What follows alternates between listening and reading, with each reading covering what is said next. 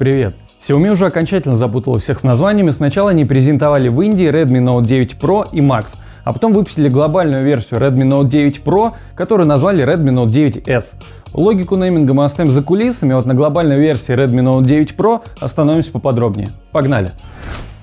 Не знаю почему, но, наверное, это один из первых Redmi, который мне вот прям действительно понравился. Очень круто переливается задняя крышка, и даже блок из камер вполне симпатичный, хоть и упирает охренеть как.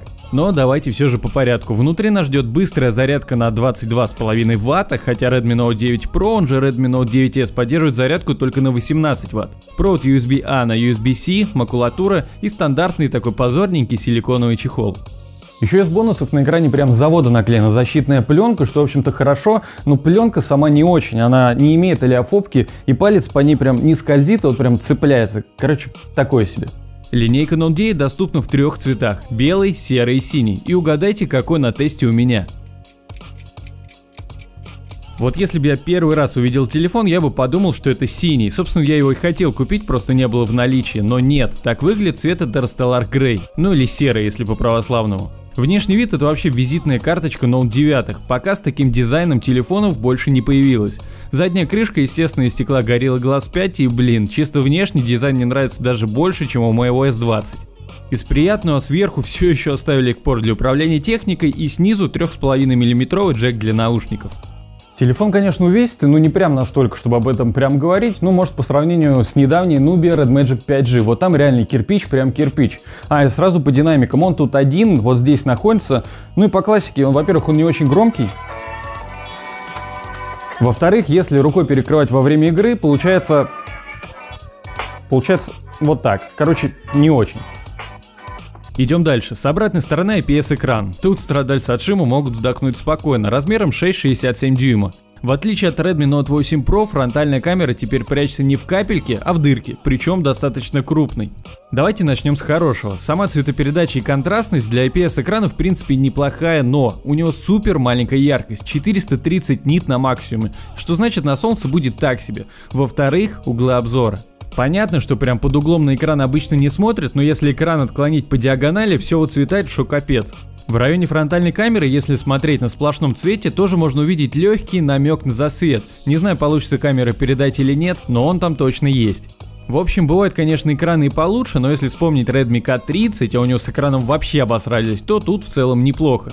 Если прям помечтать, еще хотелось бы частоту экрана хотя бы 90 Гц. Тут она 60, что для 2020 как-то уже маловато. Но одно хорошо, мелочь, но все же для индикатора пропущенных уведомлений место таки нашлось. Относительно прошлого поколения сканер отпечатков переместили с крышки на боковую кнопку включения. И поначалу может показаться, что как-то высоковато поместили, но проходит 10 минут и к этому как-то привыкаешь. По датчику, кроме расположений, претензий особо нет, он реально шустро работает, но иногда все же как-то бывает подзадумывается, а может это просто сам интерфейс Xiaomi такой. Сейчас немного поговорим про отличие Note 9 Pro или 9S от старшей версии. Если так глобально, у них абсолютно одинаковые экраны, внешний вид, размер. Основное отличие, как обычно и каталог нам в этом поможет, основная камера в старшем брате на 64 мегапикселя, а в младшем на 48, причем размер пикселя тоже меньше, что конечно хуже.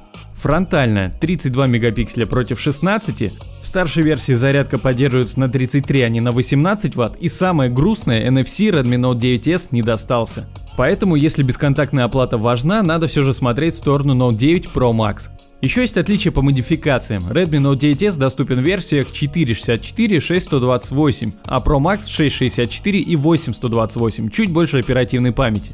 И там оперативка LPDDR4X и встроена UFS 2.1, не самая быстрая память, что видно и на тестах. Но что удивительно, по оперативной памяти Note 9S выдал результат 20 мегабит в секунду. А удивительно это потому, что недавний Black Shark 3 в этом же тесте, у которой память такая же, выдавала от 12 до 17 мегабит. Вот такие пироги.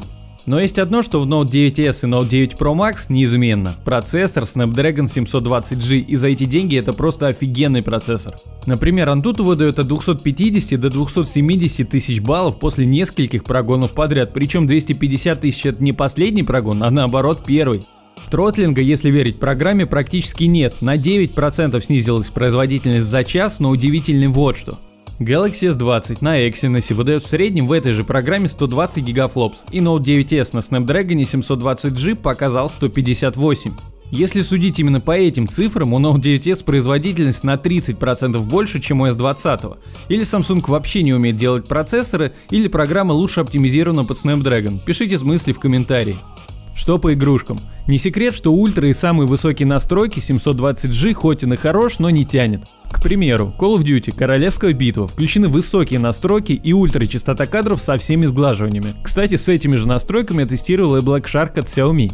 Процессор старается показывать 60 кадров в секунду, но не всегда это получается. В момент экшена FPS бывает падает до 40, что прям чувствуется на глаз. А вот если поставить уже среднее, там уже почти стабильно 60 кадров в секунду. Ну или PUBG. С GFX настройками и HDR графикой показывают примерно такой же результат. Все время держится также в районе 60 с просадками до 45. 9 асфальт. У него изначально стоит лок на 30 кадров в секунду, но тут я прям полюбил 720 дракон. Даже максимальную графику он кое-как пытается тянуть, но тут уже проскакивает фризаж до 24 кадров, что, конечно, ни о чем. Танчики. Все настройки выкручены на максимум, кроме сглаживания, и тоже 60 FPS. Не зря даже на коробке телефона гордо написали Snapdragon 720G, реально хороший процессор. И, кстати, по нагреву цифры такие. Если надеть чехол, телефон разогревается до 48 градусов, что дофига. Без чехла максимум у меня получилось 44, тоже много, но еще допустимо. Короче, по части производительности нагрева все прям совсем не дурно. Сейчас еще посмотрим на камеры, но перед этим подпишись и поставь лайк этому видео. Во-первых, каждую неделю мы тут что-нибудь разыгрываем, а во-вторых, просто так. Основной модуль в младшей версии на 48 мегапикселей с диафрагмой f1.79. Естественно, в нем используется технология объединения 4 пикселей в 1, поэтому стандартные снимки выходят в 12 мегапикселей. Ширик на 8 мегапикселей с углом 120 градусов, 5 мегапикселей макромодуль и 2 мегапикселей сенсор для размытия фона у портретиков. В Москве потихоньку вводит карантин, поэтому стараюсь сидеть по возможности дома, чего и вам, конечно, советую. Так что полноценно затестить камеру пока не получится, но несколько кадров все же давайте посмотрим. Что не понравилось прям совсем — портреты. По крайней мере, фотографирую себя с руки в каком-то мыле и задний фон, и ты сам. Основная камера снимает неплохо, и особенно неплохо, что и Google камеру сюда тоже можно будет накатить. Фронтальная камера за эти деньги, ну как бы тоже звезд с неба не хватает, но вот так нормально. По ощущениям, камера однозначно приятнее, чем в Redmi Note 8T, а вот насчет Redmi Note 8 Pro пока не знаю, надо смотреть. Видео снимается максимум 4К 30 кадров в секунду. Стабилизации, естественно, нет. Как, впрочем, у машин на дорогах. Все сидят дома, и вам советую того же. Реально никого. Аккумулятор в младшей и старшей версии стоит одинаковый, мы уже это обсудили, 5020 мАч. Внушительный размер, но только в младшей версии зарядка поддерживается только на 18 Вт. Так что телефон заряжается долго, с 0 до 100% с помощью родного блока питания, а он зарядился за 2 часа 2 минуты, вообще не быстро.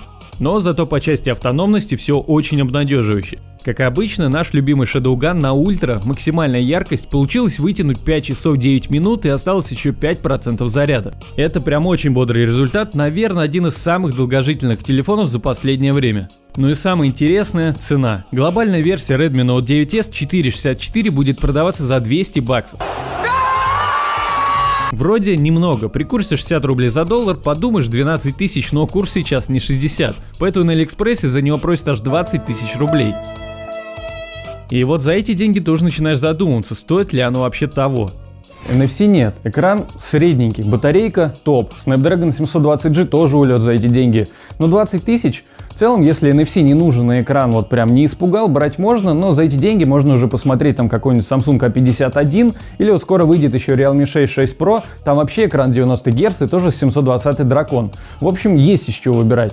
Пиши свои мысли в комментарии, ну и если видео было полезно, поставь лайк и подпишись на канал. А на сегодня все, до встречи в следующих видео, пока.